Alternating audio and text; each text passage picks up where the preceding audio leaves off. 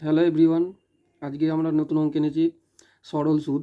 দেখো 1 নম্বর অঙ্কটা বলেছে বার্ষিক 10% সরল সুদে 3 বছর পর কোনো টাকার সুদ 150 টাকা হলে আসল কত। এটা ফর্মুলা রয়েছে। আসল হলো এখানে পি ইজিক্যাল টু আর ইন্টু 100 টি ইন্টু আর। এখানে বড় হাতের আরটা হলো টোটাল সুদটা আর ছোটো হাতের আর হলো পার্সেন্টেজটা। তাহলে আমরা অঙ্কটা করতে পারি। তাহলে আসল ইজিক্যাল টু পি সমান সমান দিয়ে যে এটা বড় হাতের আট, তাহলে এখানে হবে হলো 150 যে টোটাল সুদটা সেটা ইন্টু 100 বাই টি হলো টাইম, আমাদের বলেছে 3 বছর, আর হলো এখানে পার্সেন্টটা 10%।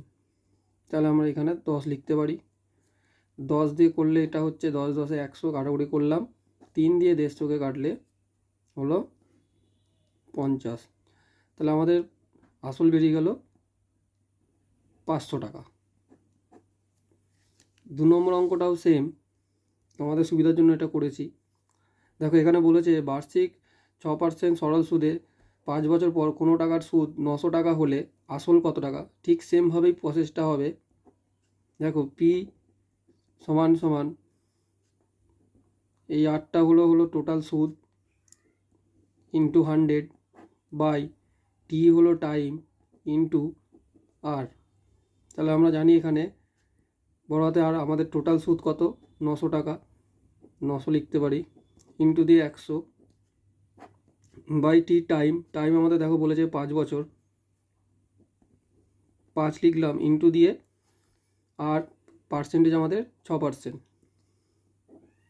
আমরা কাটাকুটি করব, 5 দিয়ে 5 কুড়ি 100, 6 দিয়ে 900কে কাটবো, 6 পনেরো 90 মানে 150। তাহলে 150 ইন্টু 20 3000।